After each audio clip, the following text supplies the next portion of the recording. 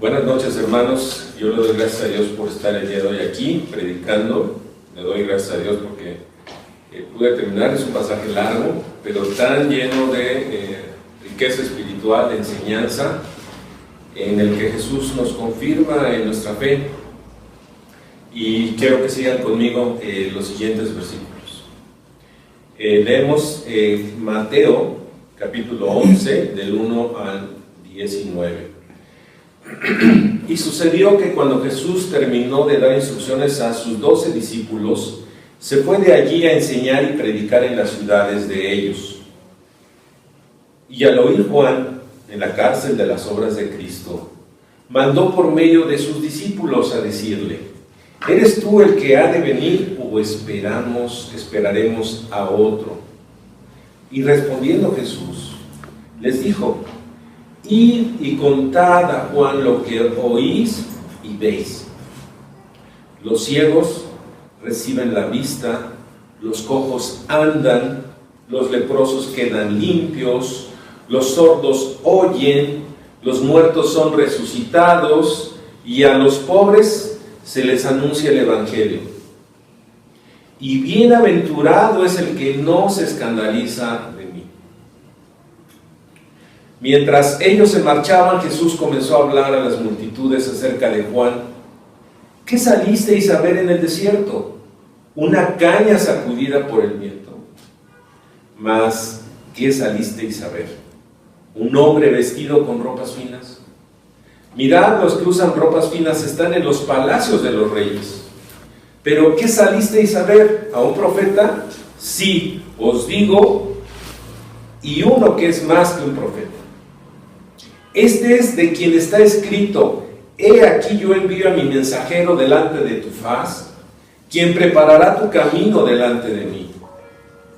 En verdad os digo que entre los nacidos de mujer no se ha levantado nadie mayor que Juan el Bautista.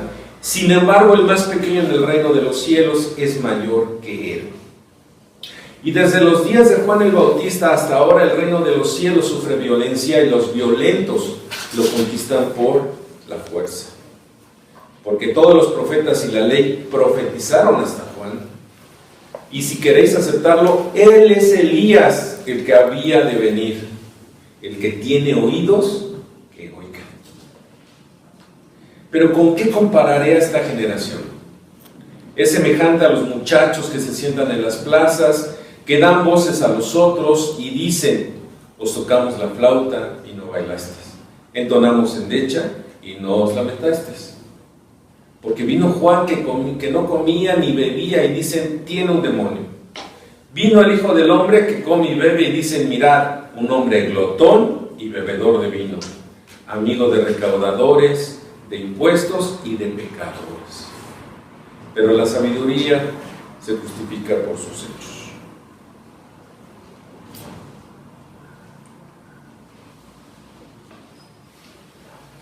Podemos ver, hermanos, que en este texto lo que está haciendo Jesús es confirmar la venida de su reino y confirmar también a su heraldo, que es precisamente el que a él anunciaba. En el versículo 1, hermanos, nosotros podemos ver que Jesús terminó de dar instrucciones a sus discípulos. Este versículo debería de estar en el capítulo 10, porque precisamente en el capítulo 10 está el llamamiento a los 12 apóstoles, el envío de ellos, las advertencias, las palabras de aliento, como el de que no empiecen a temer y más bien teman a Dios, y el costo del discipulado. Terminó de dar todas estas instrucciones. La palabra instrucciones en el griego significa básicamente mandatos o comandos que da un general a su ejército. Es algo que tenían que seguir estrictamente. ¿Por qué? Porque esos 12 apóstoles son sus 12 capitanes que van a extender el reino de los cielos. Los manda precisamente a eso.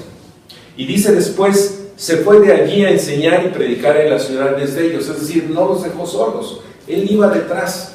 Él iba detrás, y ese es el sentido de este versículo, en esta parte, él iba detrás reforzando el trabajo de ellos. Pero entramos en otro tema en el versículo 2, donde la venida del rey que anuncia Mateo es puesta en duda por quien lo anunciaba, y nada menos que Juan el Bautista. Y aquí la pregunta es, ¿por qué? ¿Por qué Juan el Bautista, si era el último de los profetas, el más grande de los profetas, como veremos después, por qué este hombre dudaba? ¿Por qué dudaba de que él fuera el Mesías? Fíjense lo que dice aquí en el versículo 2. Al oír Juan en la cárcel de las obras de Cristo, mandó por medio de sus discípulos a decirle: ¿eres tú el que ha de venir o esperaremos a otro? Por eso veremos en este sermón, hermanos, que Jesús nos exhorta a confiar en el establecimiento de su reino, y nos exhorta mediante el ejemplo claro y específico de Juan, su heraldo.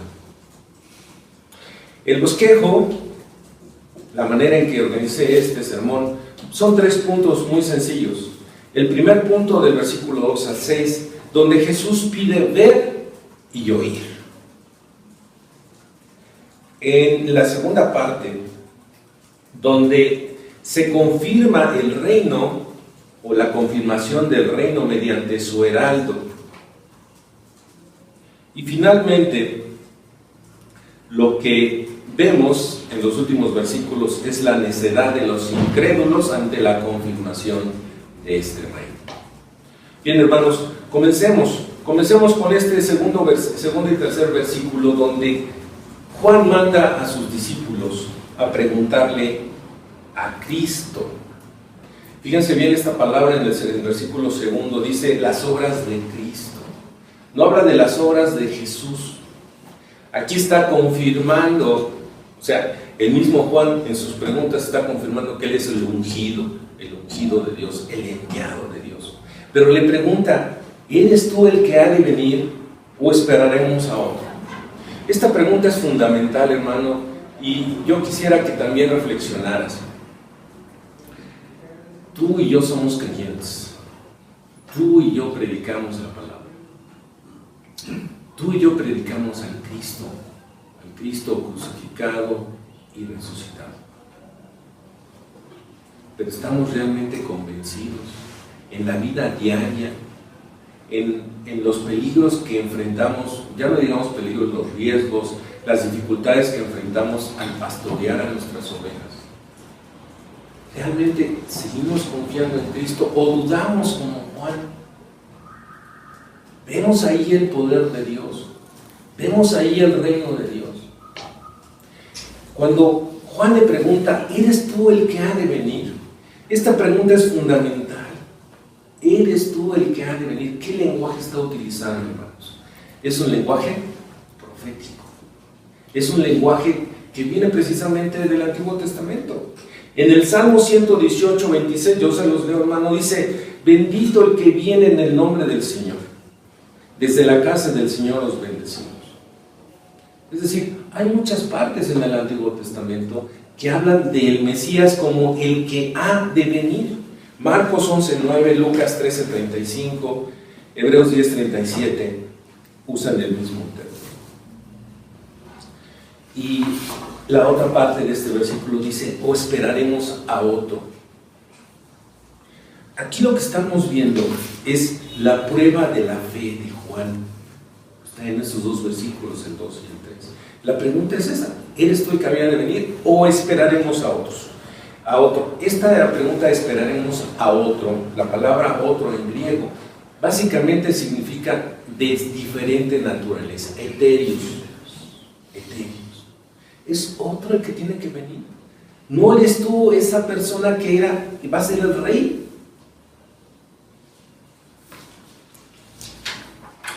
Y realmente a mucha gente, inclusive los comentaristas, se preguntan: bueno, ¿qué le pasa a Juan? ¿Qué le pasa a Juan? Si él es el profeta, el último de los profetas que anunciaba al Mesías, ¿qué le pasa a Juan? Algunos enseñan que Juan pues, perdió la fe. Pero ¿cómo va a perder la fe? De acuerdo a lo que nosotros vemos, por ejemplo, en Mateo 3, 11 y 12, donde él afirma, les pido por favor que vayamos ahí, Mateo 3, 11 y 12,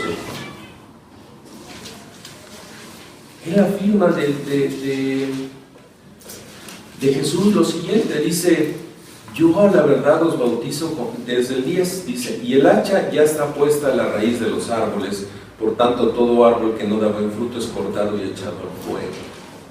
Y a la verdad yo os bautizo con agua para arrepentimiento, pero el que viene detrás de mí es más poderoso que yo, a quien no soy digno de quitarle las sandalias. Él os bautizará con el Espíritu Santo y con fuego. Y en el 12 dice: el viento está en su mano y limpiará completamente su era.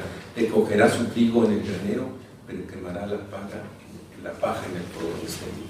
También Juan había dicho que él era el Cordero de Dios, el que quitaba el pecado del mundo. Entonces, ¿cómo ante esas afirmaciones ahora se pregunta si es o no es el Cristo? Bien, hermanos, no nos equivoquemos con Juan. Ubiquémonos en el lugar de Juan. Y también veámonos a nosotros. ¿No hemos nosotros pasado por alguna prueba? Quizás no como la de Juan. Juan había estado encarcelado el tiempo suficiente para desarrollar un síndrome de prisión. Cito a Bruce, que es un comentarista, que nos dice que bueno, este señor ya estaba desalentado. Un hombre que estaba acostumbrado a ver el desierto, las llanuras del Jordán, ahora lo que veía eran 4 paredes. Las cárceles en ese tiempo, como se describen, eran cárceles tan altas que la luz entraba hasta arriba, y para poderse subir ahí era muy difícil poder ver lo que él veía todos los días, esa libertad. Era un hombre acostumbrado al aire libre. Antes todo había estado muy claro para él, pero su medio era deprimente, y lo peor, Jesús no había hecho nada para sacarlo de ahí. Yo predije que tú eras el rey. Yo predije que tú venías a juzgar, a establecer tu reino. ¿Por qué no has actuado? ¿Por qué no lo has establecido? ¿Por qué no me sacas de aquí de la cárcel? Estoy sufriendo injustamente. ¿Por qué? Por predicar la verdad. Esta cárcel se llamaba Maqueronte. Era una cárcel realmente deprimente, como no hay ninguna que no lo sea. Pero realmente lo que vemos aquí, hermanos, yo al menos así lo veo, es que Juan lo que quería era confirmar su fe. Confirmar su fe. Y yo lo que veo aquí es, podemos cuestionar el compromiso de Juan con el Mesías. Yo creo que la gente que estaba oyendo esta pregunta decía: oye, pues él era tu mensajero, él era tu heraldo, el que venía delante de ti, mostrando el reino. Pero el Señor Jesús da una respuesta. Le da una respuesta muy sabia. Y dice en el versículo 4, esta es la respuesta de Jesús. Y respondiendo Jesús les dijo: id y contad a Juan lo que oís y veis. Esta es maravillosa. Oís y veis. Oír y ver. Fíjense lo que dice aquí. ¿Qué dice? Que los ciegos ven, los cojos andan, los leprosos quedan limpios, los sordos oyen, los muertos son resucitados, y a los pobres se les anuncia el Evangelio. Bien, si vamos a Isaías 35:6, no tenemos que ir ahí, nos habla de los ciegos que ven, los cojos que andan en Isaías 35:6 también, los leprosos son limpiados en Isaías 53:4, los sordos oyen en 35:5 de Isaías. Lo único que quizás no está es los muertos son resucitados. Pero el Evangelio había sido predicado a los pobres, Isaías 61. Esto contra la costumbre de los fariseos de ese entonces. Ellos no predicaron a los pobres. Entonces, ¿qué es lo que le está diciendo Jesús a los discípulos de Juan para que ellos vayan y transmitan este mensaje? Díganle lo que ven díganle de lo que ustedes son testigos. Y entonces, nosotros, ¿qué conclusión podemos sacar de esta respuesta? Bueno, que aquel que se pregunta si nuestro Señor Jesús es realmente el Mesías, ¿a dónde tenemos que acudir? ¿Preguntarle al vecino? ¿Preguntarle al pastor? ¿A quién tenemos que acudir? Al mismo Jesús. ¿En dónde? En las Escrituras. Y son las Escrituras las que nos van a confirmar en nuestra fe en esos momentos de prueba. Ya les leí Isaías 35:5, Isaías 61. Y también le recordó a Juan que el Evangelio estaba siendo predicado a los pobres. Esto era cumplimiento de la profecía. Entonces, yo saco de conclusión lo siguiente. El Señor cita la Escritura porque debe ser el ancla de la fe del creyente. La Escritura. Ninguna otra cosa. La fe del creyente está basada en lo que dice la Escritura. Ayer por la noche, ya nos habíamos cambiado, eran las 7:30 de la noche. Vamos a disponernos a merendar muy tranquilamente en la casa. Porque ya le había preguntado a mi esposa, oye, Carla va a venir. Carla es una discípula que hemos tenido ya varios meses, ya se los he platicado. Me dijo, no me ha hablado. La semana anterior le habíamos hablado muy claramente sobre el compromiso con el Señor Jesús. Y el Señor dijo, no, pues yo no tengo compromiso. Y empezó a poner en duda quién era ella frente a Dios. Y dijimos, bueno, pues yo creo que tienes que pensarlo, pero ve lo que dice la Escritura. Y se fue. Entonces dijimos, no, a lo mejor le dijimos tan claras las cosas, pues que dijo, no, aquí se termina el asunto. Estábamos sentados ahí en la mesa del comedor y estábamos hablando de este punto cuando suena el timbre. Hermano, así, sobresaltados, ¿no? Oye, ¿quién? Y se asoma y me dijo, es Carla. Qué maravilla, hermano. Qué maravilla que esta mujer siga buscando a Jesús. ¿Y dónde lo busca? No nosotros, en la Escritura. Porque llegó con preguntas. Mira, es que dice aquí esto, dice aquí esto, dice aquí esto. Ahí está el Señor Jesús. Pero también le dije, ve en tu vida lo que está sucediendo. Es una mujer que había vivido en concubinato con un hombre que era totalmente irresponsable. Hoy, al ver el cambio de Carla en su vida, su compromiso incipiente con el Señor, pues la viva diosa se acerca a ella y le dice, yo cuido al niño, yo me encargo. Toda dádiva y todo don perfecto vienen de ¿quién? Del Señor de las luces. Entonces, ¿qué le dije a Carla? Ve la evidencia del Señor en tu vida. Toda dádiva y don perfecto vienen del Señor de las luces. ¿Qué mejor consejo les podemos dar a nuestras ovejas? ¿Qué mejor consejo nos podemos dar a nosotros en momentos de desaliento? Ir a las Escrituras, ver y oír todo lo que el Señor ha hecho en nuestras vidas. Finalmente el Señor da una bienaventuranza de la fe firme. Este es el versículo 6. Y bienaventurado es el que no se escandaliza de mí. Entonces, en esta sección donde Jesús pide ver y oír ¿a quién? Bueno, que está sufriendo una prueba de fe.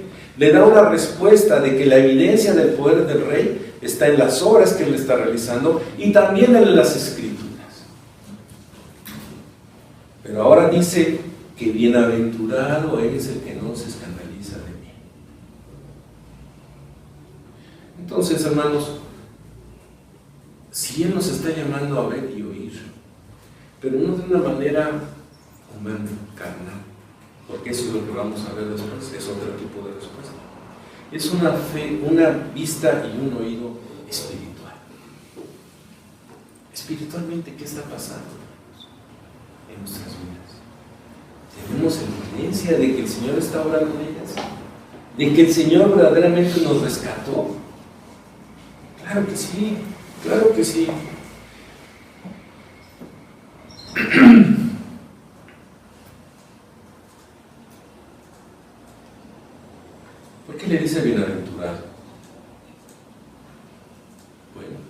porque era precisamente el contrasentido. Juan estaba ¿qué? Deprimido, ¿no? Quizás hasta avergonzado. Pero finalmente Juan le dijo: bienaventurado, si crees, si confirmas tu fe en mí. Y así seremos también nosotros. El segundo punto, la confirmación del reino mediante su heraldo. ¿Cómo confirma Jesús que Él viene a establecer el reino de los cielos? Los versículos 7 al 15. En el versículo 7 a 8 nos dice quién no es Juan. En los versículos del 10 al 14, quién sí lo es. ¿Quién es Juan en realidad? Y en el versículo 11 nos dice cuál es el lugar de Juan. Entonces, veamos, por ejemplo, quién no es Juan. Bueno, Juan no es la vara o caña del Jordán, de los valles del Jordán. No es el hombre de doble ánimo que dice Santiago en 1:5 al 8. No es ese hombre. No es un hombre de doble ánimo. Tampoco es un príncipe. Les pregunta: ¿qué salisteis a ver? ¿Un hombre vestido con ropas finas? Mirad, los que usan ropas finas están en los palacios de los reyes. Pero sí nos dice quién es Juan. En el versículo 10 nos dice: ¿qué saliste a ver? Sí os digo, y uno más que un profeta. Este es de quien está escrito. Primero, él es el heraldo predecesor de Jesús. Es el último profeta. Versículo 14. Es el Elías que había de venir. Lo vemos ahí. Si queréis aceptarlo, él es el Elías, también en el versículo 14. Juan era un predicador sin temor, la encarnación de una conciencia que preferiría sufrir antes que estar callado. Un sencillo hombre de Dios cuya vida austera era una reprensión, pues, de cómo vivían los reyes y los fariseos en esa época. ¿Cuál es el lugar de Juan? El más grande de entre los nacidos de mujer. Pero el menor es menor al más pequeño en el reino de los cielos. Y esto nos confunde. ¿Cómo está? Es muy simple. El establecimiento del reino viene ¿con quién? Con Jesús. ¿Juan a dónde pertenece? Era el último profeta. Él venía anunciando el Evangelio. No estamos hablando de que Juan va a ser una cosita chiquita en el reino. Estamos hablando del privilegio que no tuvo Juan de ¿qué? De ver la obra concluida de Jesucristo. La redención, la expiación por nuestros pecados. Y tampoco tuvo la oportunidad de vivir lo que nosotros vivimos, el privilegio de ver la presencia de Jesús en nuestras vidas y sobre todo la habitación del Espíritu Santo en nosotros.